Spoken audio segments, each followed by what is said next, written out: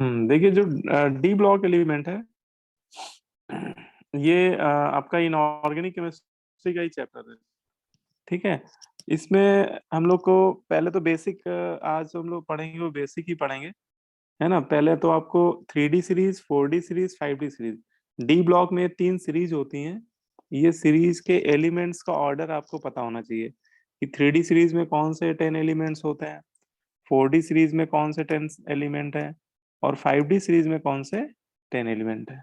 ठीक है, क्योंकि तीनों सीरीज में 10 10 एलिमेंट्स प्रेजेंट होते हैं।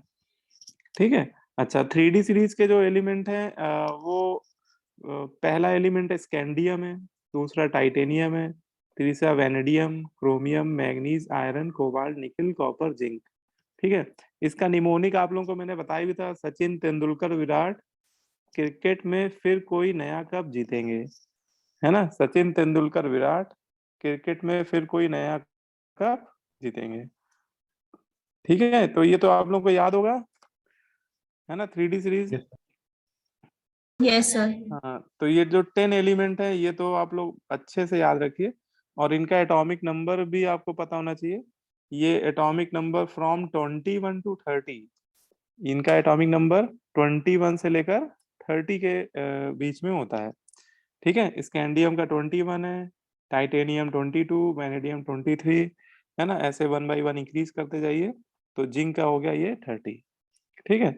अब आपका जो 4D सीरीज है, 3D तो आपको याद होगा, लेकिन 4D 5D भी आपको याद रखना है, क्योंकि अब आपके डी ब्लॉक में ये दोनों सीरीज आपको अच्छे से याद होनी चाहिए। कई सारी प्रॉपर्टी केवल इसी बेस्ड पे, मतलब कई सारे क्वेश्चन आपको केवल इनके ऑर्डर पे बेस्ड भी पूछे जाएंगे, कि आपको अगर ऑर्डर याद होगा तो आप लॉजिक अप्रोच लगा के बता सकते हो कि कौन सा एलिमेंट आगे बैठा हुआ है, कौन सा एलिमेंट पीछे बैठा हुआ है ना, किसकी प्रॉपर्टी इंक्रीज हो रही है, किसकी डिक्रीज हो रही है। ठीक है, क्लियर हो रही बात। तो जो सेकंड सीरीज है, अगर आपको इसको याद रखना है ना, तो इसको मैंने एक निमोनिक बताया था, पीरियोडिक टेबल जो पढ़ाया होगा आप लोगों को, याद है किसी को? यस सर, याद है। क्या है बताओ, यस। ये क्या बताया था? वो तुम्हारी रो रो के ये पुकारेगी। जरूरी नहीं मोहब्बत तेरी रुलाती रहे पहले अगर कोई दोस्त। अरे कैसी कैसी बातें कर रहे हो भाई। तो ठीक है, आप लोगों को याद है, अगर नहीं याद है तो मैं बता देता हूँ, है ना। ये जरूरी नहीं मोहब्बत तेरी रुलाती रहे पहले अगर कोई दोस्त। ठीक है, ये जरूरी नहीं मोहब्बत तेरी रुलाती रहे पहले अगर कोई दोस्त। तो ये जो ऑर्डर है आपके, ये 10 एलिमेंट है, ये 4D सीरीज को बिलोंग करते हैं। ये 10 एलिमेंट किसको बिलोंग करते हैं? 4D सीरीज को। 4D सीरीज क्यों बोलते हैं? क्योंकि जब इनका आप इलेक्ट्रॉनिक कॉन्फ़िगरेशन करेंगे तो देखेंगे कि इनका जो लास्ट इलेक्ट्रॉन होता है, इनका जो लास्ट लास्ट इलेक्ट्रॉन होता है, वो 4D ऑर्बिटल में इंटर करता है। ठीक है, उनका लास्ट इलेक्ट्रॉन किस में इंटर करता है? 4D ऑर्बिटल में। ठीक है, क्लियर है। इसके बाद आपका है 5D सीरीज। 5D सीरीज में कौन से 10 एलिमेंट है? तो ये आपका 5D सीरीज का पहला एलिमेंट होता है लेंथनम। ठीक है, और लास्ट होता है मरकरी। ठीक है, लाया हूं तेरे वास्ते, है ना, क्या बताया था मैंने? लाया हूं तेरे वास्ते रहमते उस इक्स पर सोना मरना। ठीक है, लाया हूं तेरे वास्ते रहमते उस इक्स पर सोना मरना। ठीक है, ऐसे याद कर लिए, है ना। तो ये लेंथनम है। अच्छा, लेंथनम का एटॉमिक नंबर देखिए 57 है, और 57 के आगे के जो 14 एलिमेंट हैं ये आपके 4F सीरीज में बैठे हुए हैं। लेंथनम के आगे के जो 14 एलिमेंट होते हैं, दीज आर कॉल्ड लेंथेनाइट्स, है ना, इनको लेंथेनाइट बोलते हैं। और इनको पीरियोडिक टेबल से सेपरेट कर दिया गया है इन 14 एलिमेंट को, है ना। क्यों कर दिया गया है? क्योंकि इनका जो वैलेंस इलेक्ट्रॉन है वो 4F ऑर्बिटल में इंटर करता है। ठीक है, क्लियर हो रही बात सभी को,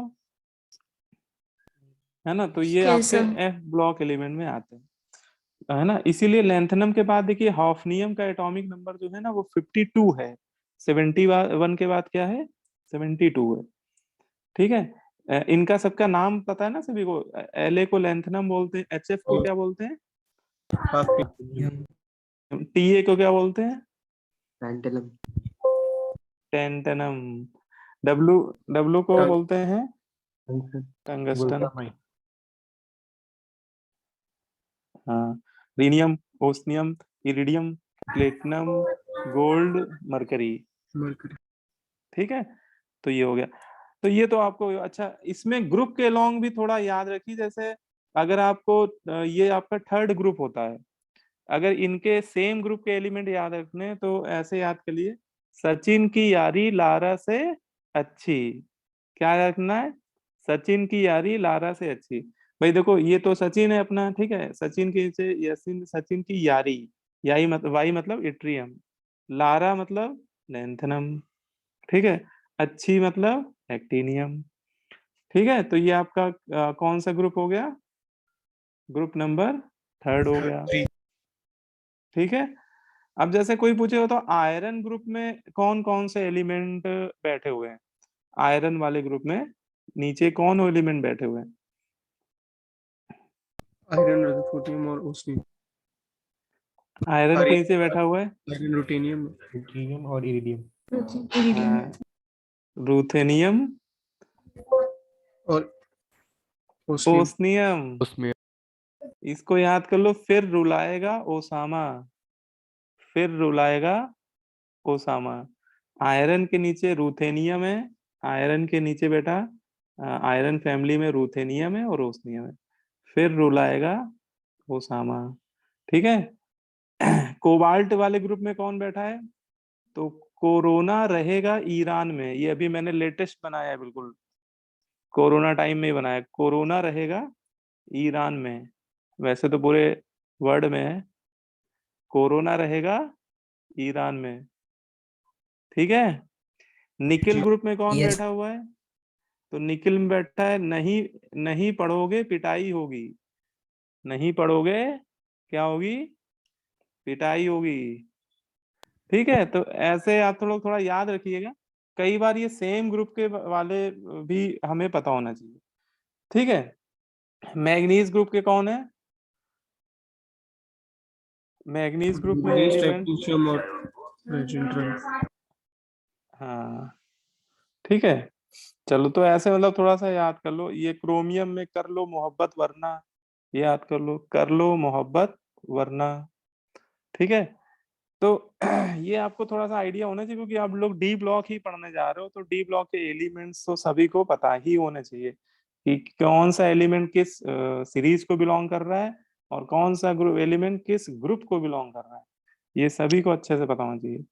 अब हम लोग इसमें आगे पढ़ने जा रहे हैं इनकी, आज हम लोग बेसिकली इनकी प्रॉपर्टीज पढ़ेंगे, फिजिकल प्रॉपर्टीज ही पढ़ पाएंगे, है ना, केमिकल प्रॉपर्टीज तो नेक्स्ट क्लास में ही पढ़ना है। देखिए पहले हम लोग बात कर रहे हैं मेटालिक करेक्टर की। तो डी ब्लॉक एलिमेंट ज्यादातर क्या है? सभी मेटल है। All D block element are metal. बेटा जितने भी डी ब्लॉक एलिमेंट है सारे के सारे मेटल होते हैं, है ना। मरकरी जो होता है बेटा वो लिक्विड मेटल होता है। रेस्ट आर सॉलिड, मरकरी को छोड़ दीजिए तो बाकी सभी क्या होते हैं? सॉलिड मेटल होते हैं। मरकरी कैसा मेटल है? लिक्विड मेटल है। ठीक है। Except group 12 all D block element belongs to transition metal. अच्छा, यहाँ ये बात भी ध्यान रखिएगा कि जो ये ग्रुप 12 है आपका, ये जो लास्ट वाला ग्रुप है जिंक कैडमियम मरकरी वाला, इस ग्रुप को छोड़ दिया जाए, इस ग्रुप के 4 एलिमेंट छोड़ दिया जाए, आपको लगेगा कि सर ये तो 3 ही है, चौथा आप कौन सा बोल रहे हैं? तो 5D सीरीज के नीचे भी एक सीरीज होती है 6D सीरीज है, आल्दो वो एलिमेंट सारे रेडियो एक्टिव बाय होते हैं, है ना। हाँ, उनका एटॉमिक नंबर सब 100 से ऊपर होता है, तो उसमें लास्ट में ये आ रहा होता है UUB, है ना। तो ये जो 4 एलिमेंट हैं, अगर इनको छोड़ दिया जाए तो बाकी सारे एलिमेंट ट्रांजिशन एलिमेंट कहलाते हैं। ठीक है। अच्छा, कोई बताओ टोटल डी ब्लॉक एलिमेंट कितने होंगे? तो total number of D block element in periodic table, long form of periodic table, बताइए टोटल कितने एलिमेंट होंगे पीरियोडिक टेबल में? 6D वालों को इंक्लूड करना है। 6D वालों को इंक्लूड करना ही पड़ेगा, है तो वो भी डी ब्लॉक एलिमेंट, है ना। जब आल्दो रेडियो एक्टिव है वो सब। 38। 40 एलिमेंट, डी ब्लॉक एलिमेंट तो 40 हो जाएंगे ना। देखो हर एक सीरीज में 10 है, 3D सीरीज में सर 10 है। LA और वो जो लेंथेनम और उसके नीचे वाले सर। अच्छा नहीं ठीक है तो सर, समझ लेंथनम, गया। लेंथनम इटसेल्फ डी ब्लॉक को बिलोंग करता है। लेंथनम एफ ब्लॉक एलिमेंट नहीं है। लेंथनम के आगे के जो 14 एलिमेंट हैं वो एफ ब्लॉक को बिलोंग करते हैं, ओके सर। है ना। तो ये 10, ये 10, ये 10 और एक 6D का 10, तो टोटल कितने हो गए? 40, टोटल 40। ठीक है, तो टोटल डी ब्लॉक एलिमेंट 40 है। लेकिन कोई पूछे टोटल ट्रांजिशन मेटल कितने हैं, तो ट्रांजिशन मेटल में बेटा 12th ग्रुप के जो 4 एलिमेंट हैं ये ट्रांजिशन एलिमेंट में नहीं आते हैं। तो टोटल 40 में 4 माइनस कर दिए तो ट्रांजिशन एलिमेंट का नंबर 36 है ना। डी ब्लॉक में ट्रांजिशन एलिमेंट का नंबर होता है 36। ठीक है ना। तो ये बेसिक इंफॉर्मेशन थी। अब आते हैं हम लोग, सबसे पहली प्रॉपर्टी है इलेक्ट्रॉनिक कॉन्फ़िगरेशन। सबसे पहली प्रॉपर्टी हम लोग पढ़ने जा रहे हैं इलेक्ट्रॉनिक कॉन्फ़िगरेशन। देखिए इलेक्ट्रॉनिक कॉन्फ़िगरेशन में बेटा 3 तरह की सीरीज है, 3D series, 4D series, 5D series. D block में 3 तरह की सीरीज होती है, 3D series, 4D series, 5D series. ठीक है, 3D सीरीज में स्कैंडियम से लेकर ये जिंक एलिमेंट, जिंक आपके एलिमेंट है। अब देखिए इनका इलेक्ट्रॉनिक कॉन्फ़िगरेशन तो हम लोग कर चुके हैं। जैसे स्कैंडियम का करना है तो ये हो जाएगा, पहले आर्गन लिख दिया, फिर इसके बाद 4s, 4s2, 3d1। ठीक है, आर्गन में पूरे 18 इलेक्ट्रॉन हो गए ना, तो बचे 3 इलेक्ट्रॉन, तो 2 चले जाएंगे 4s में, एक चला जाएगा 3d में, है ना। वैलेंस इलेक्ट्रॉन तो 3D में ही जा रहा है इनका, जो डी ब्लॉक एलिमेंट जितने उनका वैलेंस इलेक्ट्रॉन डी सबसेल में ही इंटर करेगा। और ऐसे ही टाइटेनियम का 22 है तो ये हो जाएगा 4s2, 3d2। ठीक है, इसको आप लोगों ने मैंने आपको शायद कोऑर्डिनेशन में बताया भी था कि जो एटॉमिक नंबर ऐसे 23 है तो इसका 2 जाएगा 4s में और 3 किस में जाता है? 3D में, है ना। तो 4s2, 3d3। लेकिन इसमें 2 एक्सेप्शनल केस आपको देखने को मिलते हैं, है ना। 3D सीरीज में 2 एक्सेप्शनल केस होते हैं, एक क्रोमियम होता है और एक कॉपर होता है। ठीक है, क्रोमियम का एक्सेप्शनल इलेक्ट्रॉनिक कॉन्फ़िगरेशन होता है। क्रोमियम का बनता है 4s1, 3d5, है ना। क्रोमियम का इलेक्ट्रॉनिक कॉन्फ़िगरेशन क्या होता है? 4s1, 3d5। इसका डी ऑर्बिटल फुली फिल्ड होता है और इसमें एक्चुअली एक इलेक्ट्रॉन 4s ऑर्बिटल से पोलराइज होके कहाँ चला जाता है? 3D में चला जाता है ना। डी ऑर्बिटल को फुली फिल्ड करने के लिए या स्टेबल कॉन्फ़िगरेशन अटेन करने के लिए इस तरह का यहाँ पे एक्साइटेशन देखने को मिलता है। कॉपर में भी ऐसा ही होता है। कॉपर में D9 होना चाहिए, कॉपर का जैसे 29 है तो इसका एक्सपेक्टेड तो ये है 4s2, 3d9, लेकिन इसमें एक इलेक्ट्रॉन एक्साइट हो जाता है और डी सबसेल में मूव कर जाता है तो इसका कॉन्फ़िगरेशन हो जाता है 4s1, 3d10। ठीक है, तो ये आपको मेन ये याद होना चाहिए कि 3D सीरीज में 2 एलिमेंट ऐसे हैं जिनका एक्सेप्शनल इलेक्ट्रॉनिक कॉन्फ़िगरेशन है। ठीक है, अच्छा 4D सीरीज में देखें तो 4D सीरीज में एक्सेप्शनल इलेक्ट्रॉनिक कॉन्फ़िगरेशन, एक्सेप्शन वाले एलिमेंट जो हैं उनका नंबर बढ़ जाता है। 4D सीरीज में कितने एलिमेंट होते हैं जिनका एक्सेप्शन इलेक्ट्रॉनिक कॉन्फ़िगरेशन होता है? तो ये है 1, 2, 3, 4, 5, 6, टोटल 6 एलिमेंट ऐसे हैं जिनका एक्सेप्शनल इलेक्ट्रॉनिक कॉन्फ़िगरेशन देखने को मिलता है ना। बोलो भाई। यस। ठीक है, जैसे नायोबियम है ना। नायोबियम का होना तो चाहिए 5s2, 3d 4d3, लेकिन एक इलेक्ट्रॉन यहाँ पोलराइज कर रहा है। अब यहाँ पे जैसे आपको लग रहा होगा सर नायोबियम में एक इलेक्ट्रॉन क्यों पोलराइज कर रहा है, ये तो हाफ फील्ड होना नहीं हो नहीं पा रहा है ना। जैसे मॉलिब्डेनम में तो चलो ठीक है, एक इलेक्ट्रॉन चला गया तो वो हाफ फील्ड हो गया, है ना। या फिर सिल्वर में भी एक इलेक्ट्रॉन मूव करने पे, वो पोलराइज करने पे हाँ फुली फील्ड हो रहा है। ठीक है, लेकिन यहाँ पे नायोबियम क्यों ऐसा कर रहा है? तो देखो यहाँ पे एक होता क्या है कि ये जो एक्साइटेशंस होते हैं ये स्टेबिलिटी गेन करने के लिए होते हैं। ऑल्दो हाफ फील्ड ऑर्बिटल और फुली फील्ड ऑर्बिटल तो बहुत ही ज्यादा स्टेबल होते हैं। अच्छा कोई मुझे ये बताओ कि half filled orbital, fully filled orbital क्यों ज्यादा स्टेबल होते हैं? पार्सली फिल्ड ऑर्बिटल की कंपैरिजन में वो क्यों स्टेबल होते हैं,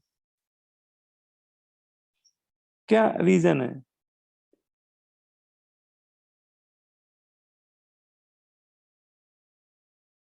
Why half filled and fully filled orbital are more stable than partially filled orbital?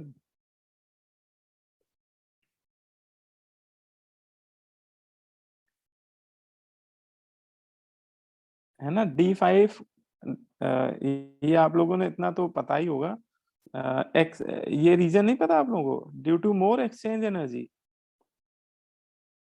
Atomic structure में मैंने बताया होगा ये बात कि हाफ फील्ड और फुली फील्ड ऑर्बिटल इसलिए ज्यादा स्टेबल होते हैं क्योंकि उनकी एक्सचेंज एनर्जी ज्यादा होती है। क्या ज्यादा होती है? Exchange energy. देखो एक्चुअली क्या होता है, नंबर ऑफ डी ऑर्बिटल, देखो स्टेबिलिटी को कैसे एक्सप्लेन किया गया है, किसी कोई भी डी सबसेल किस सिचुएशन में ज्यादा स्टेबल होगा, स्टेबिलिटी ऑफ डी सबसेल। तो डी सबसेल की जो स्टेबिलिटी होती है डिपेंड करती है नंबर ऑफ एक्सचेंजेस पे। ये किस पे डिपेंड करती है? नंबर ऑफ एक्सचेंजेस पे। जितने ज्यादा एक्सचेंजेस हो रहे होते हैं उतना ऑर्बिटल क्या होता है? मोर स्टेबल होता है। ठीक है, मोर number of exchanges means more stability. ठीक है। अच्छा ऐसा क्यों होता है, क्यों एक्सचेंजेस होते रहते हैं? तो होता क्या है कि देखो ऑर्बिटल एक बहुत छोटा सा मतलब कि आप जो बात कर रहे हैं क्वांटम मैकेनिक्स की, तो क्वांटम मैकेनिक्स में हम लोग सब एटॉमिक लेवल की, एटॉमिक लेवल के पार्टिकल की बात कर रहे हैं, है ना। इलेक्ट्रॉन तो जानते ही कि इतना छोटा होता है कि उसको हम लोग मतलब कि कैसे बताएं कि इलेक्ट्रॉन कितना छोटा होता है। ठीक है, क्योंकि उस लेवल पे जाना पड़ेगा हमें बताने के लिए, और इतनी छोटी चीजें हमारे आसपास होती भी नहीं है। ठीक है, न्यूक्लियस ही बहुत छोटा होता है, न्यूक्लियस की रेडियस आपको अप्रोक्सीमेटली पता होगी 1 फर्मी के आसपास होती है, और एटम की रेडियस मोटा मोटा 1 एंगस्ट्रॉम के आसपास होती है। तो उसी रेंज में क्या है, इलेक्ट्रॉन एग्जिस्ट कर रहे हैं, और वहीं पे तरह तरह के ऑर्बिटल बन रहे हैं। वहीं पे तो ऑर्बिटल की बात कर रहे हैं ना हम लोग क्वांटम मैकेनिकल मॉडल में। तो इतने छोटे से ऑर्बिटल में इलेक्ट्रॉन्स के बीच में क्या रिपल्शन नहीं हो रहा होगा, है ना। तो ऑब्वियस है रिपल्शन तो हो ही रहा होगा, इलेक्ट्रॉन निगेटिवली चार्ज स्पेसीज है तो कुछ तो रिपल्शन हो ही रहा होगा। ठीक है, तो बोलते हैं कि उस रिपल्शन को मिनिमाइज करने के लिए ये इलेक्ट्रॉन एक्सचेंजेस करते रहते हैं। ठीक है, जैसे एक ऑर्बिटल मैंने ले लिया D3 और एक ले लिया D4, और आपसे पूछ रहा जा रहा है कि बताओ कौन ज्यादा स्टेबल है। तो यहाँ पे ये जो अनपेयर्ड इलेक्ट्रॉन है ये ऑर्बिटल के अंदर डिफरेंट टाइप के एक्सचेंजेस में इन्वॉल्व होते हैं। तो जैसे ये इलेक्ट्रॉन है, ये इलेक्ट्रॉन अपने दूसरे अनपेयर्ड इलेक्ट्रॉन के साथ एक्सचेंज कर रहा होगा अपनी एनर्जी को। मतलब ये इधर आ रहा होगा तो ये इधर आ रहा होगा, ये अपनी रिलेटिव पोजीशन भी एक्सचेंज कर रहे होंगे। तो अगर इस इलेक्ट्रॉन के लिए पूछा जाए तो कितने नंबर ऑफ एक्सचेंजेस पॉसिबल है, पहला वाला इलेक्ट्रॉन, तो इसके इसके पास तो दो, ये तो दो ही तरह से एक्सचेंज कर सकता है। लेकिन अगर ये वाला इलेक्ट्रॉन पूछे सेकेंड नंबर वाला, तो ये आगे वाले इलेक्ट्रॉन के साथ अपनी एनर्जी एक्सचेंज करेगा, पीछे वाले के साथ तो एक्सचेंज कर ही चुका है वो, तो वो दोबारा नहीं गिनेंगे। तो total possible number of exchanges आपके D3 में कितने हैं? 3 है ना। और एक एक्सचेंज में अगर कोई ई एनर्जी इन्वॉल्व हो रही है, ई एनर्जी डिक्रीज हो रही है, तो इसकी एक्सचेंज एनर्जी हो जाएगी 3E। मतलब कि जो D3 ऑर्बिटल है इसकी एक्सचेंज एनर्जी 3E हो जाएगी, और जितनी ज्यादा एक्सचेंज एनर्जी होगी उतनी ही ज्यादा स्टेबल हो जाएगा ऑर्बिटल। ठीक है, अब D4 में देखें तो D4 में पहला इलेक्ट्रॉन 3 इलेक्ट्रॉन के साथ एक्सचेंजेस करेगा, दूसरा 2 के साथ, तीसरा 1 के साथ। तो इसमें 3 + 2 + 1 टोटल नंबर ऑफ एक्सचेंजेस 6 है, तो इसकी एक्सचेंज एनर्जी 6 ही है। ऐसे ही आप D5 की निकालेंगे तो वो आएगी कितनी? D5 की आएगी 10E। तो आल्दो ठीक है D5 सबसे ज्यादा स्टेबल है अगर देखा जाए, है ना। तो D5 के बाद सेकेंड नंबर में D4 स्टेबल है, और उसके बाद D3 स्टेबल है।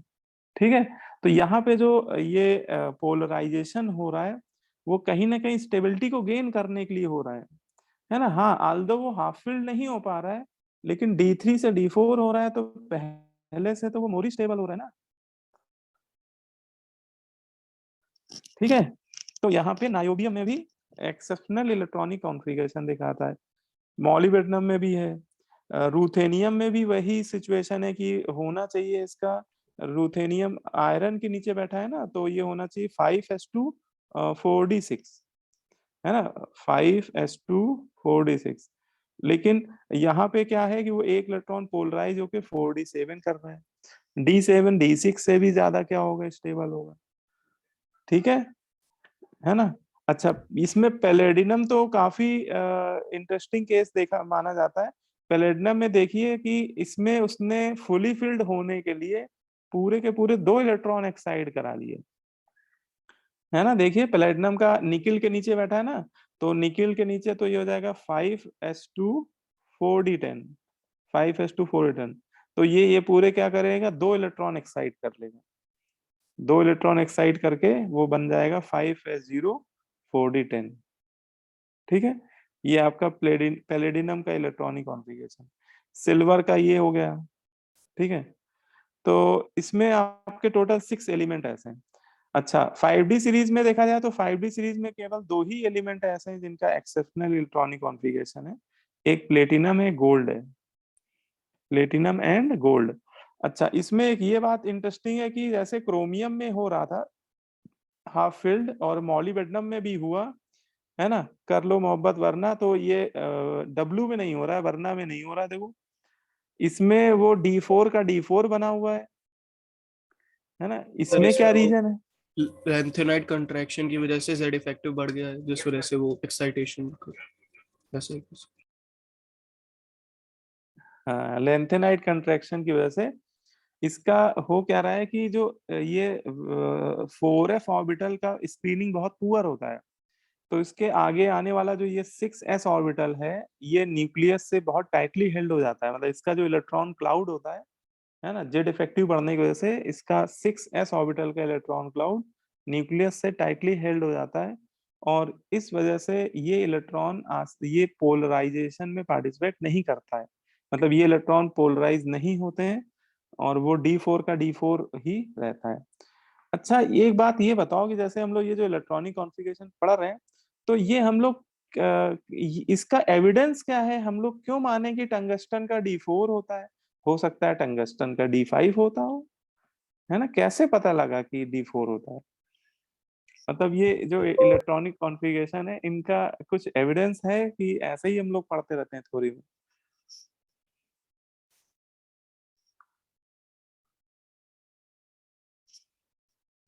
तो ये इनका, हाँ कंपाउंड्स के बताओ। फॉर्म में सर, जैसे कोऑर्डिनेट कंपाउंड जो बेसिकली बनाते हैं ट्रांजिशन मेटल्स एलिमेंट्स, उससे सर मिलता है।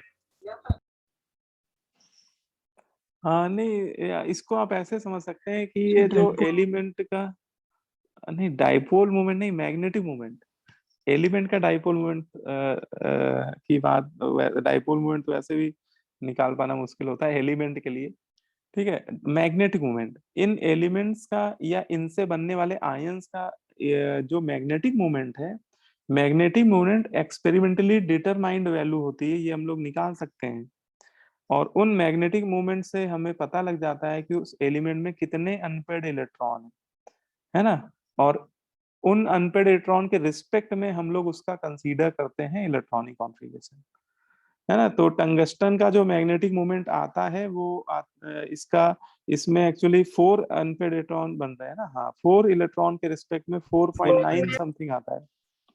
ठीक है, तो इस वजह से उसका एक्सपेरिमेंटल जो मैग्नेटिक मोमेंट है उसको, उसकी वैल्यू के बेसिस पे इन सभी एलिमेंट का थ्योरेटिकल हम लोग इलेक्ट्रॉनिक कॉन्फ़िगरेशन ये मानते हैं। ठीक है, तो सर ये आपको थोड़ा सा पता होना चाहिए। हाँ बताओ बेटा। सर हम लोग इसमें जैसे अगर हम 4D सीरीज 4F सीरीज को देखें, 4D सीरीज सॉरी, हम्म। तो जैसे इसमें काफी सारे मतलब abnormal sir configuration, sir electronic configuration है स्टेबिलिटी गेन करने के लिए। सर हाँ हाँ जैसे हाँ। हम सर पैलेडियम को देखें सर, या फिर रुटेनियम को देखें अगर, तो उसके सर पहले ना आयरन वैसा शो कर रहा है ना ओस्मियम। ओस्मियम का तो सर रीजन समझ में आता है, सर आयरन का मतलब बेसिकली क्या मेन रीजन होता है कि इसके करस्पॉन्डिंग सेम नहीं आ रहा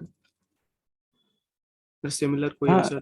हाँ हाँ, उसका रीजन बताते हैं। देखो हो क्या रहा है कि जो ऑर्बिटल्स हैं, ऑर्बिटल में इलेक्ट्रॉन का जो पोलराइजेशन होता है, ये ऑर्बिटल के साइज या ऑर्बिटल की पोलराइजिंग पावर पे भी डिपेंड करता है। और जैसे जैसे बोलते हैं कि साइज बढ़ता जाता है, जैसे समझो कि सबसे अगर 4s ऑर्बिटल का इलेक्ट्रॉन ले लें और 5s का और 6s का, ठीक है, और इनमें पूछे कि किसका इलेक्ट्रॉन सबसे आसानी से पोलराइज हो सकता है, तो सबसे अगर साइज के बेसिस में बोले तो s ऑर्बिटल 4s ऑर्बिटल का साइज ऑब्वियस है, स्मॉलर साइज का स्फेरिकल ऑर्बिटल होगा। 5s उसके रिस्पेक्ट में थोड़ा सा बिगर साइज का होगा। 6s उससे ही बड़ा होगा, है ना। बोलो भाई। तो जैसे से साइज बढ़ रहा है तो ऑर्बिटल के इलेक्ट्रॉन क्लाउड को पोलराइज करा पाना डी ऑर्बिटल के लिए थोड़ा सा आसान हो जाता है। मतलब डी ऑर्बिटल डिफ्यूज्ड होता है ना, तो yes sir. Diffused orbital S orbital से आसानी से इलेक्ट्रॉन पोलराइज कर लेता है।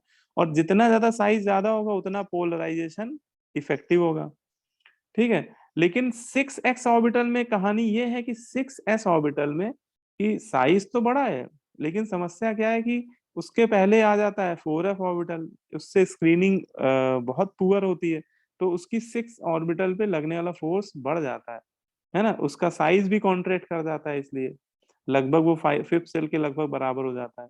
तो जेड इफेक्टिव बढ़ने की वजह से 6s में उतना ज्यादा नहीं एक्सेप्शनल केस देखने को मिल रहा है ना। अच्छा 4s का साइज ही बहुत छोटा है, तो 4s का तो साइज ही कम है ना। तो 4s सीरीज मतलब कि इसमें 3D सीरीज में भी देखो तो दो ही केस में हो पा रहा है जिसमें ऑर्बिटल एक्स्ट्रा ऑर्डिनरी स्टेबल हो रहा है, उसी में वो पोलराइजेशन हो पा रहा है, हाफ फील्ड और फुली फील्ड।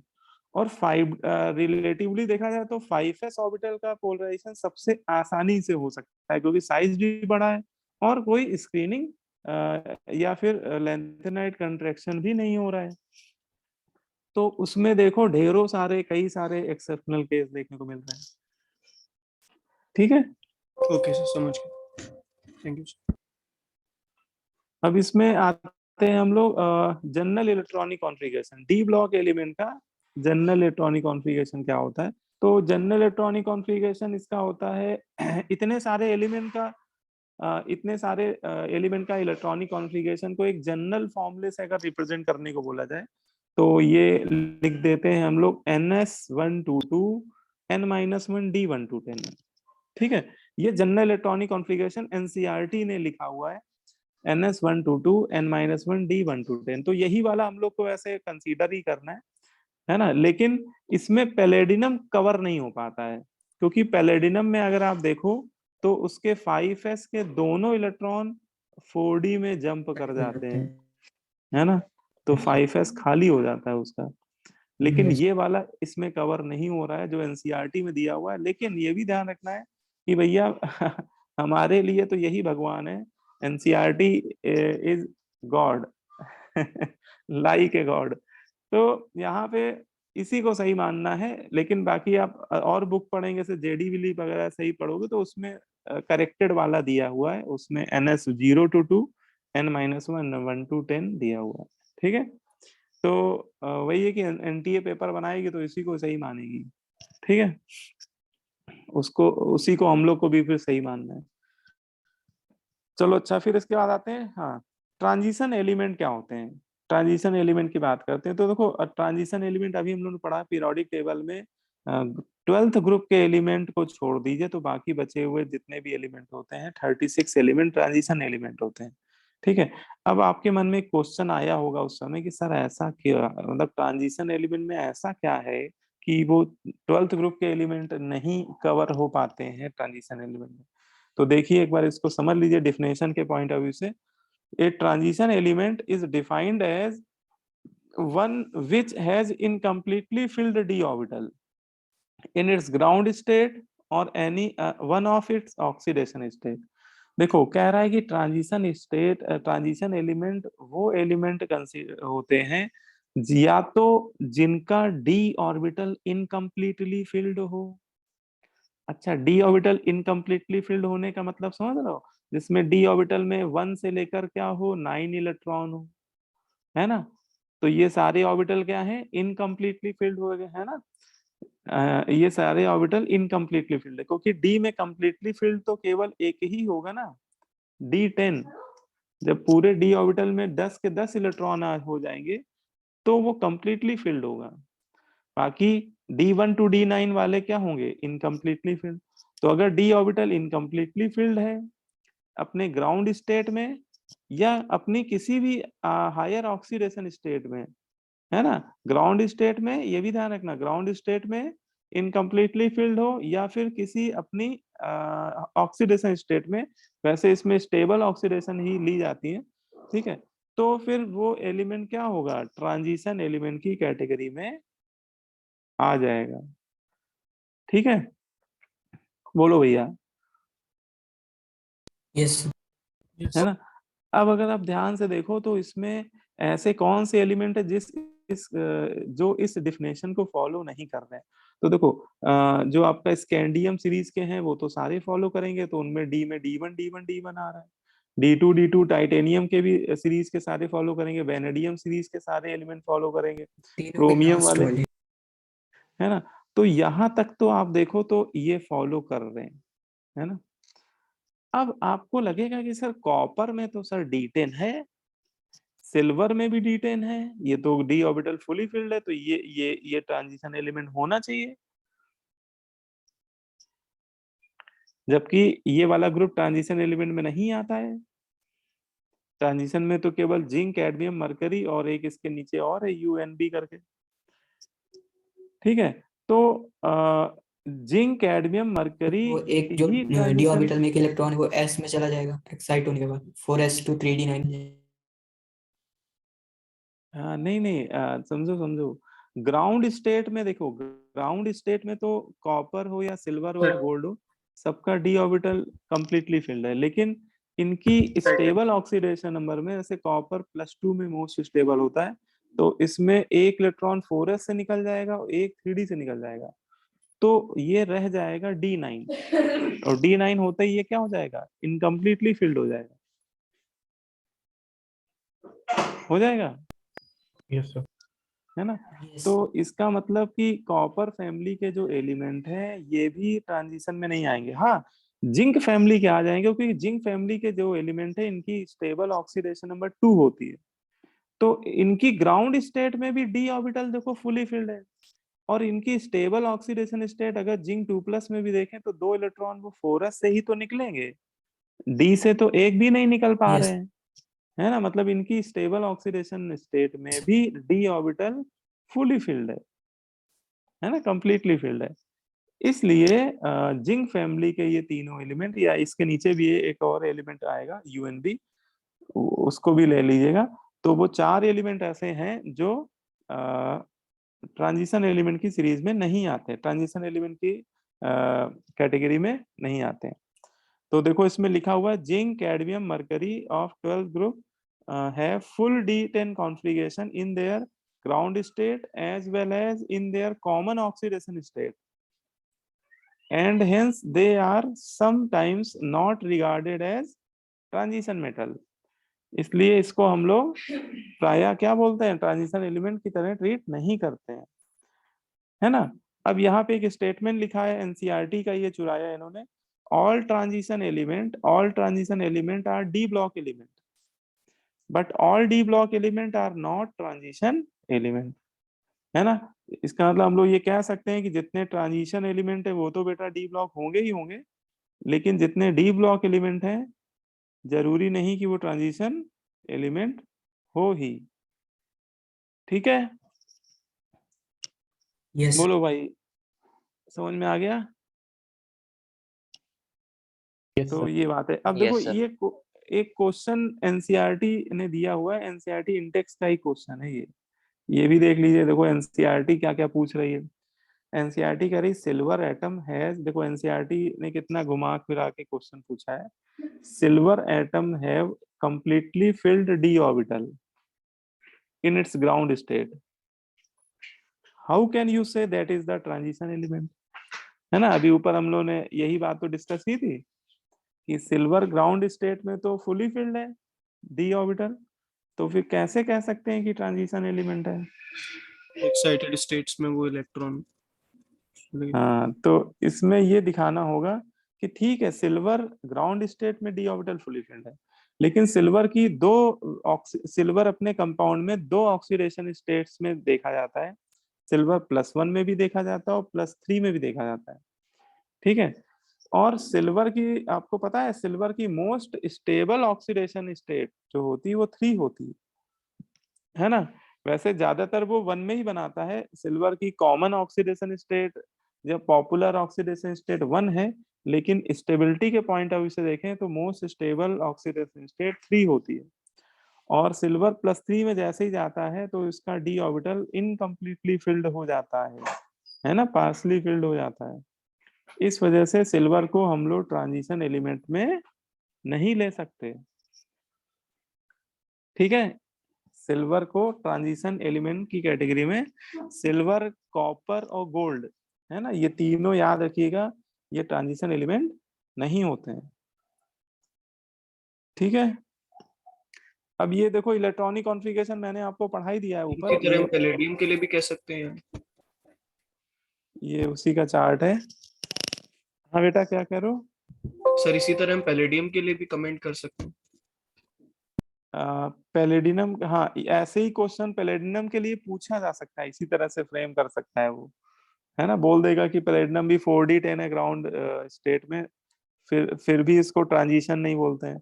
तो आप बता दीजिएगा पैलेडिनम की स्टेबल ऑक्सीडेशन नंबर 2+ होती है, और पैलेडियम 2+ का करके दिखा दीजिएगा तो वो D8 बन जाएगा, 4d8, तो फिर वो ट्रांजिशन एलिमेंट नहीं होगा, ठीक है, मतलब ट्रांजिशन एलिमेंट की कैटेगरी में ले लिया जाएगा वो,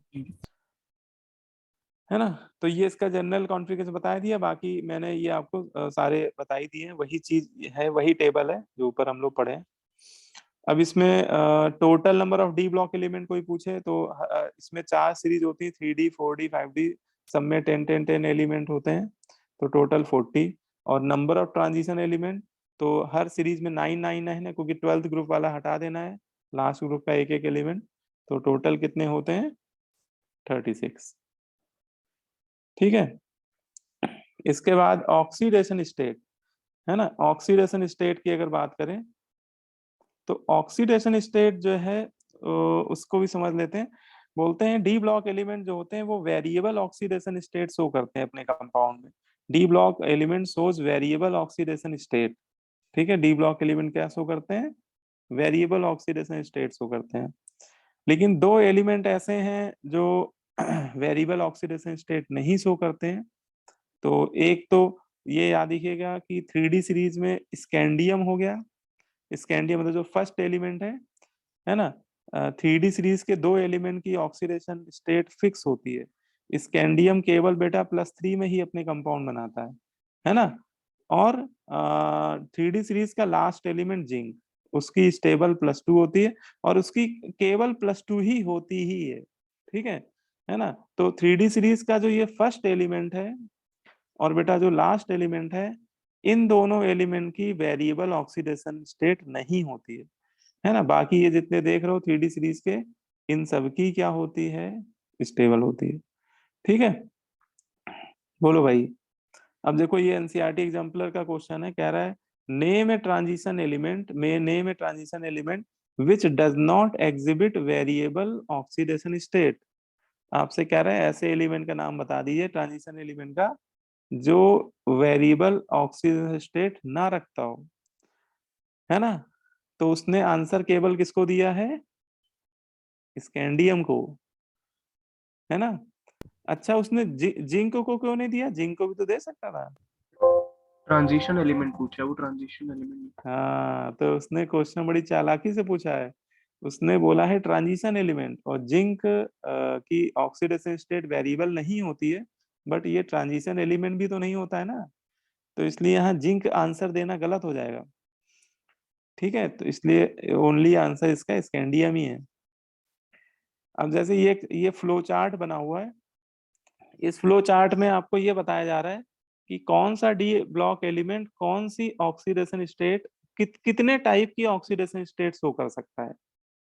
ठीक है, तो ये जो चार्ट बना है आपको बड़ा अजीब सा लग रहा होगा कि क्या बना हुआ है, इसका मैं आपको तरीका बताता हूँ। देखिए, डी ब्लॉक एलिमेंट में ऑक्सीडेशन स्टेट पता लगाने का क्या तरीका है कि कौन सा एलिमेंट किस रेंज में ऑक्सीडेशन नंबर शो करता है।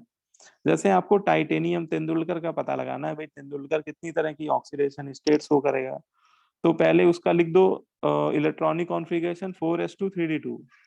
ठीक है, फिर आप देखो कि अगर आपको इसकी मैक्सिमम ऑक्सीडेशन नंबर का पता लगाना है डी ब्लॉक में, तो आप उसके ns ऑर्बिटल में जितने इलेक्ट्रॉन है उनको पहले गिन लो। तो ns पे कितने हैं, 2 हैं। ठीक है, फिर उसके n-1d मतलब जो पेनाल्टी में d ऑर्बिटल है उसमें अनपेड इलेक्ट्रॉन काउंट कर लो। तो बेटा d में 2 ही है, तो d में 2 है मतलब 2 ही अनपेड होंगे, है ना। तो 2 s के और 2 d के टोटल कितने हो गए, 4 हो गए।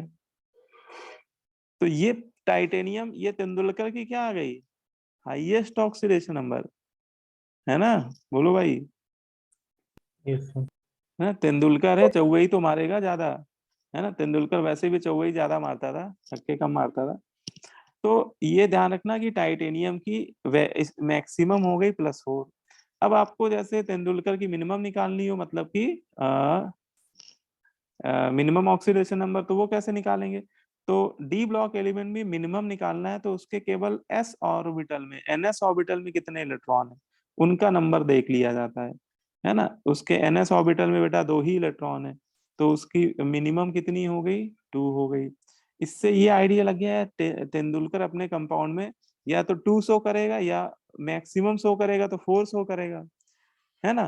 तो बीच में जो इंटीजर होल नंबर में आ रही उनको भी कवर कर लिया जाता है डी ब्लॉक एलिमेंट, है ना। इंटीजर में तो सारी शो कर देते हैं, तो मतलब कि 2 और 4 के बीच में एक और आ जाएगी, 3 और आ जाएगी। तो ये रेंज का पता लग जाएगा कि टाइटेनियम 2, 3, 4 में ही अपने कंपाउंड बनाएंगे। ठीक है, बोलो भाई। अब जैसे आपसे कोई पूछे कि बताओ कि कोई मुझे बताओ कि mn की रेंज क्या होगी ऑक्सीडेशन नंबर की, मैग्नीज की ऑक्सीडेशन नंबर की रेंज क्या होनी चाहिए, बताओ अचित बेटा बताओ। मैग्नीज की ऑक्सीडेशन नंबर की रेंज मिनिमम टू मैक्सिमम क्या होनी चाहिए। सर हाँ, 2 से 2 लेकर से 7 तक, 2 से 7 2 तक। से 7, बहुत 2 बढ़िया। और 6। हाँ, 2 से लेकर 7 तक, 6 नहीं, है ना। 25 अच्छा है ना हाँ मैग्नीज का। सर 7 तक सर। KMNO4 में ही 7 शो कर देता है। हाँ, केवनो में 7 होती है ना। तो 25 में 25 का करोगे 4s2 3d5, तो मैक्सिमम निकालनी है तो ns ऑर्बिटल के 2 इलेक्ट्रॉन, d में 5 है तो पांचों अनपेड ही होंगे, तो टोटल 7 मैक्सिमम हो गई। मिनिमम तो 2 ही होगी, तो इसका मतलब ये मैग्नीज जो है 2 भी शो करेगा, 3 भी शो करेगा, 4 भी शो करेगा, 5 भी, 6 भी, और मैक्सिमम 7 भी शो करता है ना। तो ऐसे आप सबकी निकाल सकते हो। अब जैसे आपसे कोई पूछे आयरन की बतानी, तो आयरन का 26 है तो इलेक्ट्रॉनिक कॉन्फ़िगरेशन 4s2 3d6, तो बताओ इसकी मिनिमम कितनी और मैक्सिमम कितनी है।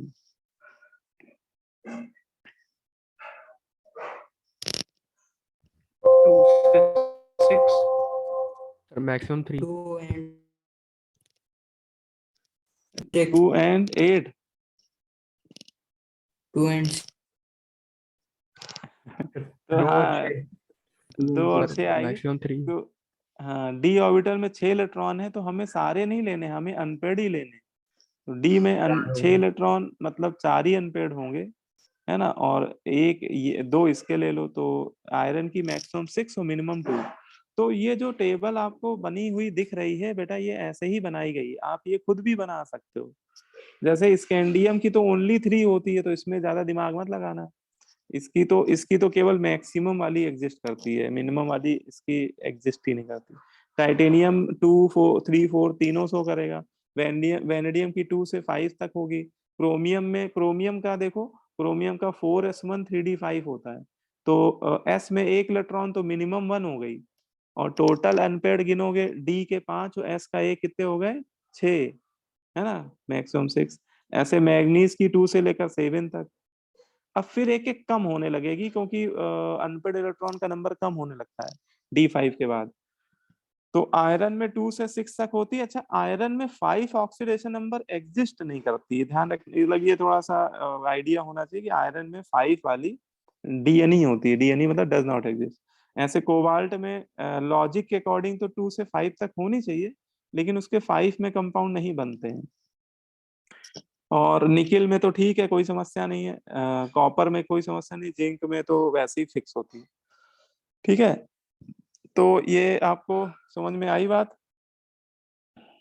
ठीक है, फिर इसमें सबसे जो जरूरी, अब मैं एक सबसे ऐसी चीज बताने जा रहा हूँ कि अभी आगे आप जब रिएक्शन पढ़ेंगे, अभी आप आगे डी ब्लॉक एलिमेंट की कंपाउंड की रिएक्शन पढ़ेंगे, वहां पे एक आपको ऐसा पॉइंट, ज्यादातर रिएक्शन में जितनी भी रिडॉक्स रिएक्शन है उनमें आपको बहुत हेल्प करेगा, है ना, मतलब प्रोडक्ट प्रेडिक्ट करने में बहुत हेल्प करेगा आपको। इन डी ब्लॉक एलिमेंट में जो 3D सीरीज है, इनकी किसकी कौन सी स्टेबल है इसका आइडिया होना चाहिए कि इस है ना, जैसे टाइटेनियम 3 ऑक्सीडेशन नंबर शो कर रहा है, तो इनमें सबसे स्टेबल कौन सी है टाइटेनियम की। वेनेडियम 4 ऑक्सीडेशन नंबर शो कर सकता है, तो आउट ऑफ 4 इसमें सबसे स्टेबल कौन सी है। क्रोमियम इतनी सारी शो कर रहा है, स्टेबल कौन सी है। मैग्नीज 2 से 7 शो कर रहा है, स्टेबल कौन सी है ना। तो उसको ऐसे याद कर लो कि मैग्नीज मैग्नीज की सबसे ज्यादा है।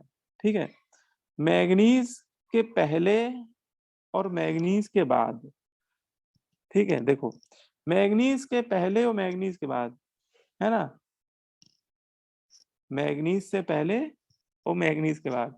मैग्नीज के बाद देखो सबकी 2 स्टेबल है, मैग्नीज के बाद सबकी 2 स्टेबल है, मैग्नीज के बाद सबकी 2 स्टेबल है, और मैग्नीज से पहले सबकी 3 स्टेबल है, एक्सेप्ट तेंदुलकर, क्योंकि तेंदुलकर है तो क्या मारेगा, चौवा मारेगा। तेंदुलकर की 4 स्टेबल होती है, लेकिन मैग्नीज से पहले अगर तेंदुलकर को छोड़ दिया जाए तो बाकी सबकी कौन सी स्टेबल है, 3 स्टेबल है। समझ में आ रहा है, याद हुआ। मैग्नीज के आगे वाले एलिमेंट जो है उनकी 2 स्टेबल है, मैग्नीज से पहले 3 स्टेबल है एक्सेप्ट तेंदुलकर, टाइटेनियम। ठीक है, टाइटेनियम की 4 स्टेबल है। अब मैग्नीज की भैया दो डिफरेंट ऑक्सीडेशन नंबर स्टेबल होती है। मैग्नीज की 2 भी स्टेबल होती है, 4 भी स्टेबल। अगर मैग्नीज की बात करें तो मैग्नीज की 2 ऑक्सीडेशन नंबर स्टेबल होती है। अब कहोगे सर ये कैसे, तो बेटा मैग्नीज की ऑक्सीडेशन नंबर मीडियम के नेचर पे डिपेंड करता है कि मीडियम एसिडिक है कि बेसिक। अगर बेटा एसिडिक मीडियम है तो मैग्नीज +2 में रहना चाहेगा, है ना। ये बिल्कुल गांठ बांध या कर लेना इसको, ये रट्टा मार लेना बिल्कुल। मैग्नीज का कंपाउंड है, मीडियम एसिडिक है, तो भैया मैग्नीज 2 में ही रहेगा, ना 3 में जाएगा ना 4 में जाएगा। लेकिन अगर मीडियम बेसिक है तो मैग्नीज 4 में रहेगा, मैग्नीज के कंपाउंड 4 में बनेंगे। ठीक है, लेकिन मैग्नीज के बाद सबकी कौन सी स्टेबल है, 2 वाली। मैग्नीज से पहले 3 वाली एक्सेप्ट तेंदुलकर, है ना, उसकी 4 स्टेबल है। और मैग्नीज की एसिडिक मीडियम में 2 स्टेबल हो, बेसिक मीडियम में 4 स्टेबल है। बोलो बेटा, याद हुआ कि नहीं याद हुआ। यस। ठीक है, तो ऐसे उसको दिमाग में बैठा लेना है तो हमेशा याद रहेगा आपको। ठीक है, अब अगर हम लोग बोले कि पूरे डी ब्लॉक में हाईएस्ट ऑक्सीडेशन नंबर किसकी है, पूरे डी ब्लॉक एलिमेंट में हाईएस्ट ऑक्सीडेशन नंबर किसकी है, पूरे डी ब्लॉक में हाईएस्ट ऑक्सीडेशन नंबर किसकी होगी। ओस्नियम की, है ना, रोस्नियम और रूथेनियम की भी है। तो ये इनकी 8 तक चली जाती है। 3D सीरीज में 8 तो किसी की नहीं होती है, लेकिन पूरे डी ब्लॉक में देखा जाए तो 2 एलिमेंट ऐसे हैं जिनकी हाईएस्ट ऑक्सीडेशन नंबर 8 में भी बन जाती है ना। तो कौन से 2 एलिमेंट हैं, ये है आपका रूथेनियम और ओस्नियम। तो ये याद रखना, कई बार ये सब बातें पूछी जाती हैं। तो जो है ना? मैक्सिमम का जो फॉर्मूला था वो 3D के लिए वैलिड है कि सभी में? हाँ बोलो बेटा। जो ऑक्सीडेशन के मैक्सिमम मिनिमा ऑक्सीडेशन से निकालने का फॉर्मूला है वो 3D में वैलिड है कि 4D 5D में भी? हाँ देखो 3D में तो पूरी तरह से वैलिड है। 4D 5D में क्या है कि थोड़े उसमें एक्सेप्शनल केसेस बनने लगते हैं, लेकिन एक दो एलिमेंट ही है मुझे याद आ रहा है, सब में नहीं है ना? जैसे ओस्नियम की कहानी अलग है थोड़ी। ओस्नियम में वो क्या करता है कि उसके जो पेयर्ड इलेक्ट्रॉन है ना, वो भी जो है वो भी ऑक्सीडेशन नंबर शो कर देता है, ठीक है? लेकिन तभी वो 8 शो कर पा रहा है ना? ओस्नियम एक्चुअली उसके नीचे बैठा है ना, फिर रुलाएगा ओसामा। आयरन आयरन ग्रुप का है वो। तो इसमें 4 इसका बनेगा 6s2 और 5d6। तो s के तो दोनों ही और d के 6 इलेक्ट्रॉन पार्टिसिपेट करते हैं ऑक्सीडेशन नंबर में। तो 4d 5d में पहली बात तो पूछा नहीं जाएगा, लेकिन जैसे आप पूछ रहे हो उसमें एक दो दो एलिमेंट मुझे याद आ रहा है जिसमें थोड़ा सा रूल नहीं लगता, बाकी तो वैसा ही टेबल उसमें भी बनता है ना? जैसे ये टेबल है ना, ऐसे ही टेबल 4d 5d में भी सिमिलर टाइप का ही टेबल बनता है, ठीक है? Yes. अच्छा, अब जैसे एक क्वेश्चन है, इसको कर लेते हैं चलो। इस तरह के क्वेश्चन जेई कई बार पूछ चुका है। How many of following element acts as a reducing agent in acidic medium? आपको वो डी ब्लॉक एलिमेंट लिख लिख के दे देगा, डी ब्लॉक एलिमेंट के कुछ आयन लिख के दे देगा। ये भी एडवांस में 1-2 साल पहले पूछा भी गया है इस तरह क्वेश्चन। और पूछेगा बताओ इनमें कौन सा रिड्यूसिंग एजेंट है या ऑक्सीडाइजिंग एजेंट, ऐसे पूछेगा। तो इसमें केवल बस आपको उनकी स्टेबल ऑक्सीडेशन नंबर का आइडिया होना चाहिए। जैसे वो पूछ रहा है कि टाइटेनियम 3+ का नेचर क्या है, तो आपको ये पता होना चाहिए कि टाइटेनियम की स्टेबल कौन सी होती है। तो अभी हम लोग डिस्कस किया था कि तेंदुलकर की स्टेबल कौन सी होती है, 4। तो 3 वाला 4 भाई कोई भी हो वो स्टेबल ऑक्सीडेशन नंबर में ही जाना चाहेगा, कोई भी एलिमेंट। तो टाइटेनियम 3 से 4 में जाना चाहेगा, तो ये खुद क्या होना चाहेगा? ऑक्सीजन। ऑक्सीडाइज। और भैया जो खुद ऑक्सीडाइज होता है वो दूसरों को क्या करता है? रिड्यूस। इसका मतलब ये रिड्यूसिंग एजेंट की तरह बिहेव करेगा, पक्का करे करेगा, है ना? अब क्रोमियम से पूछो तो क्रोमियम की स्टेबल होती है मैग्नीज से पहले है, 3 स्टेबल होगी, प्लस ठीक है ना? हाँ, और यहाँ भी भैया क्रोमियम 2 में 3 है, 3 में जाएगा मतलब खुद ऑक्सीडाइज होगा, तो दूसरों को क्या करेगा? रिड्यूस। तो ये भी क्या है? अच्छा रिड्यूसिंग एजेंट है। क्रोमियम 2+ भी अच्छा रिड्यूसिंग एजेंट होता है एक्वस मीडियम में। वेनेडियम से पूछो तो वेनेडियम की तो वैसे ही 3 स्टेबल होती है, ऑलरेडी स्टेबल है ना? वेनेडियम तो +3 में पहले ही से बहुत स्टेबल है, उसकी ऑलरेडी स्टेबल है, तो भैया वो क्यों जाएगा 3 से? मतलब आगे पीछे ऑक्सीडाइज होगा, रिड्यूस होगा तो अनस्टेबल हो जाएगा। तो भैया ये तो कुछ कह नहीं सकते, ना इधर ऑक्सीडाइजिंग नॉर रिड्यूसिंग टाइप का दिख रहा है। और मैग्नीज का पूछ रहा है। अब मैग्नीज का जब भी पूछे तो मीडियम देख लो भैया, किस मीडियम में पूछ रहा है। तो वो तो एसिडिक में पूछ रहा है, और मैग्नीज की एसिडिक में कौन सी स्टेबल होती है? 2 में। तो 4 से 2 में जाना चाहेगा, मतलब खुद रिड्यूस होना चाहेगा, और इसलिए दूसरों को क्या करेगा? राइट। ऑक्सीडाइज। ये बहुत अच्छा ऑक्सीडाइजिंग एजेंट है। आपने देखा होगा ऑर्गेनिक केमिस्ट्री में MnO2 MnO2 एक सेलेक्टिव ऑक्सीडाइजिंग एजेंट होता है। ये एलाइलिक और बेंजाइलिक अल्कोहल को ही ऑक्सीडाइज करता है ना? तो ये बहुत अच्छा ऑक्सीडाइजिंग एजेंट है। तो ये आंसर नहीं होगा, उसने रिड्यूसिंग पूछा है, तो आंसर हो जाएगा A एंड B, ठीक है? सर हाँ बोलो बेटा। ये बहुत अच्छा तो नहीं होगा क्योंकि सर एल्डिहाइड तक ले जा पाता है अल्कोहल को।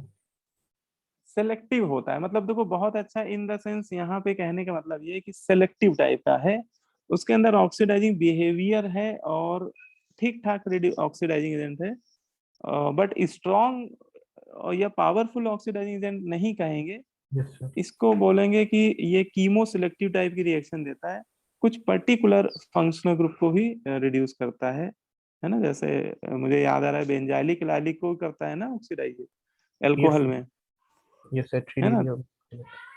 नहीं एलाइलिक। तो वो सिलेक्टिव टाइप का है ना, उसको पावरफुल में नहीं कह सकते। अच्छा ये देखो, ये वही टेबल है जो अभी हम लोगों ने पढ़ी है, ये वही टेबल है जो हम लोगों ने अभी पढ़ी है, ठीक है। किसकी कौन सी स्टेबल है मैंने आपको बताई दी, है ना। मैग्नीज से पहले सबकी 3 स्टेबल है, लेकिन टाइटेनियम की 4 स्टेबल है, और मैग्नीज के बाद सबकी 2 स्टेबल है, ठीक है ना। इसमें ठीक है, क्लियर हो गई। इसमें अंडरलाइंड वाली जो है ना वो मोस्ट स्टेबल है, और जो शेडेड वाली है वो मोस्ट पॉपुलर है, वो पॉपुलर ज्यादा है। लेकिन आप लोग स्टेबल वाली ही याद रखो, उसी से क्वेश्चन होते हैं, पॉपुलर वाले से काम नहीं चलता है ना। काम चलता है स्टेबल वाली ऑक्सीडेशन में बस। अब जैसे ये कुछ क्वेश्चन है कर लेते हैं अभी, आज जो जितना पढ़ा है उसी पे है ये सारे बेस्ड। एक बार देख लो जल्दी जल्दी। देखो इसमें कह रहा है maximum oxidation state is shown by, कौन सा element maximum oxidation state show करेगा? ओस्मियम। ओस्नियम हो गया, ठीक है, +8 शो कर देगा। बस पूरे डी ब्लॉक में ओस्नियम रूथेनियम यही 8 शो कर सकते हैं, और कोई कर भी नहीं सकता है, ठीक है।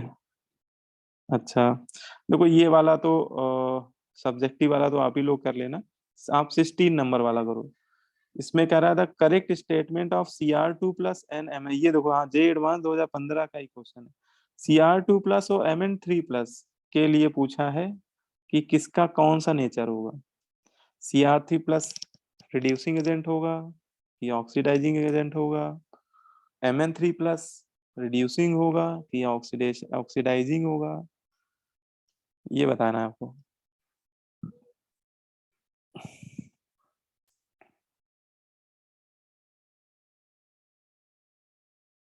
तो Mn के लिए कोई मीडियम नहीं दिया है? हाँ उसने थोड़ा दिमाग खेल दिया एक्चुअली। क्रोमियम 2 से 3 में जो जाता है ना वो एसिडिक में ही जाता है। ये अभी आगे आप रिएक्शन पढ़ोगे उसमें K2 से R2 में, क्रोमियम जो 2 से 3 में जाता है वो ओनली एसिडिक में ही जाता है ना। क्रोमियम की जो 3 होती है ना वो एसिडिक में ही एग्जिस्ट ही करती है। तो क्रोमियम अगर 2 से 3 में जा रहा है मीडियम एसिडिक में, वो बेसिक मीडियम में क्रोमियम की 3 स्टेबल ही नहीं होती है ना। तो वो दोनों की एसिडिक मान रहा है वो, उसने कुछ बोला नहीं है लेकिन वो एसिडिक ही कंसीडर कर रहा है, ठीक है। तो क्रोमियम 2 से 3 में जाएगा अपनी स्टेबल में, और क्रोमियम की जो 3 होती है वो एसिडिक मीडियम में ही एग्जिस्ट ही करती है। तो उसमें कोई और क्रोमियम की वेरिएबल मतलब जैसे मैग्नीज की 2 स्टेबल होती है, ऐसे क्रोमियम में तो 2 स्टेबल होती नहीं है, तो ये वाली एसिडिक मीडियम में ही होती है। तो इसका मतलब क्रोमियम तो ऑक्सीडाइज ही होना है, तो इसका नेचर क्या होगा? रिड्यूसिंग, है ना, इसका नेचर रिड्यूसिंग। और अगर मीडियम एसिडिक है तो Mn3 से किस में जाएगा? 2 में, तो ये खुद रिड्यूस होगा, तो इसका नेचर क्या होगा? ऑक्सीडाइजिंग है। ऑक्सीडाइजिंग का, है ना, ऑक्सीडाइजिंग एजेंट, क्योंकि खुद रिड्यूस हो रहा है। तो इसमें देखो क्रोमियम 2 प्लस रिड्यूसिंग है, सही है। Mn3 प्लस ऑक्सीडाइजिंग है, ये भी सही है ना। और सी क्या कह रहा है? Both Cr2 plus and Mn3 plus exhibit D4 configuration. यहाँ ये चेक कर लो सही कह रहा है कि गलत कह रहा है, देख लो तो सही दोनों है। का D4 है कि नहीं है। क्रोमियम 2 प्लस में क्रोमियम का होता है 4s1 3d5, एक निकल जाएगा 4s से, एक निकल जाएगा D से, तो D4 हो जाएगा, सही है। मैग्नीज का 4s2 3d5, दो निकल गए 4s से, एक निकला D5 3d से D4, तो ये भी सही है, दोनों का D4 है ना। और इसमें लास्ट वाला कह रहा है when chromium 2 plus is used as a reducing agent the chromium ion attains D5 electronic configuration. तो क्रोमियम जब रिड्यूसिंग एजेंट की तरह बिहेव कर रहा है तो वो जा किस में रहा है? D4 Cr3 प्लस में, और Cr3 प्लस का तो D3 हो जाएगा मेरे ख्याल से, है ना। हाँ तो ये वाला गड़बड़ है, उसका कॉन्फ़िगरेशन D5 थोड़ी ना होगा, D3 हो जाएगा। तो बस ये ही गड़बड़ है। हाँ ये क्वेश्चन MCQ है, तो 3 इसमें आंसर है, A B C, ठीक है। ये वाला ऑनलाइन वाला देख लो, which one of the following exhibit the largest number of oxidation state. हाँ ये बताओ, सबसे ज्यादा नंबर में ऑक्सीडेशन स्टेट 3D सीरीज में कौन शो करता है? सर MnP मैग्नीज मैग्नी मैग्नीज। मैग्नीज की सबसे ज्यादा वेरिएबल ऑक्सीडेशन स्टेट का जो नंबर है वो सबसे ज्यादा मैग्नीज का है, 2 से लेकर 7 तक, है ना। वैसे तो ओस्नियम का हो सकता है, लेकिन ओस्नियम आंसर ही नहीं डाला उसने, है ना। तो 3D सीरीज में ही पूछ रहा है मेरे ख्याल से, तो Mn ही हो जाएगा फिर, चारों ऑप्शन Mn ही है ना। ये क्वेश्चन एनसीईआरटी एग्जाम्पलर का देखो है, क्या कह रहा है ये, why Cr2 plus is reducing and Mn3 plus oxidizing when both have D4 कौन। तो आप उसको समझ ही गए हो, बार बार वही पढ़ने का क्या फायदा, ठीक है। लेकिन यहाँ पे जो आंसर दे रहा है इसको वो कोऑर्डिनेशन कंपाउंड की थ्योरी से रिलेट करके दे रहा है, इसको आप लोग पढ़िएगा। इसको आंसर उसने जो दिया है वो कॉम्प्लेक्स कंपाउंड की थ्योरी से रिलेट कर दिया है। उसने मान लिया है कि इनके कॉम्प्लेक्स अगर बनेंगे तो क्या सिचुएशन होगी, और उसके हिसाब से आंसर दिया है। तो ये भी काफी इंटरेस्टिंग है आंसर, ठीक है। चलो ठीक है, मेरी क्लास भी अभी आप लोगों की भी क्लास होगी, तो फिर अगली क्लास में मैं यहीं से स्टार्ट करूंगा, ठीक है। एक्सक्यूज मी सर, हाँ बोलो बेटा। सर आपने जो आपने क्वेश्चन कराया था अभी मतलब मल्टी करेक्ट वाला, इसमें सर हाँ आपने हाँ हाँ Cr3 plus Cr3 plus sir एक क्या एसिडिक ये बताया सर, एक बार फिर से बता दीजिए। ये मैंने बताया था कि क्रोमियम की जो 3+ स्टेबल होती है वो केवल एसिडिक मीडियम में ही होती है, मतलब क्रोमियम की ऑक्सीडेशन नंबर 3+ एसिडिक मीडियम में ही एग्जिस्ट ही करती है, ठीक है। तो क्रोमियम के पास और कोई ऑप्शन भी नहीं है, क्योंकि क्रोमियम की स्टेबल 3 ही होती है, तो क्रोमियम 2 से 3 में ही जाएगा, और अगर क्रोमियम 3 में जा रहा है तो 100% मीडियम एसिडिक ही है ना। ये अभी हम लोग आगे पढ़ेंगे K2Cr2O7 की रिएक्शन में, कि क्रोमियम 3+ में अगर जा रहा है, चाहे वो ऑक्सीडाइज होके जा रहा हो या रिड्यूस होके जा रहा हो, वो 3+ में एग्जिस्ट करता तभी है जब मीडियम एसिडिक होता है ना। हाँ सर समझ गया सर, याद आ गया। है ना, तो ये थोड़ा सा अभी आगे आएगा ये पॉइंट, सर आपने ठीक है। क्वालिटेटिव में भी थोड़ा सा बताया था, ओ सॉरी टाइट्रेशन में ही बताया था थोड़ा। अच्छा अच्छा, हाँ हो सकता है, हाँ बताया, ठीक है। चलो अच्छा ठीक है, फिर मैं अभी वाइंड अप कर रहा हूँ। बाकी ये नोट्स आप लोगों को शेयर कर दूंगा, तो आप लोग चाहो तो प्रिंट आउट ले लेना, है ना। बाकी आप लोग ये चैप्टर पूरा थ्योरी वाला ही है, आप एक बार कहानी की तरह सुन लोगे तो याद हो जाएगा आप लोगों को काफी कुछ, ठीक है। चलो अच्छा, okay sir. Thank you sir. Thank you sir. Okay.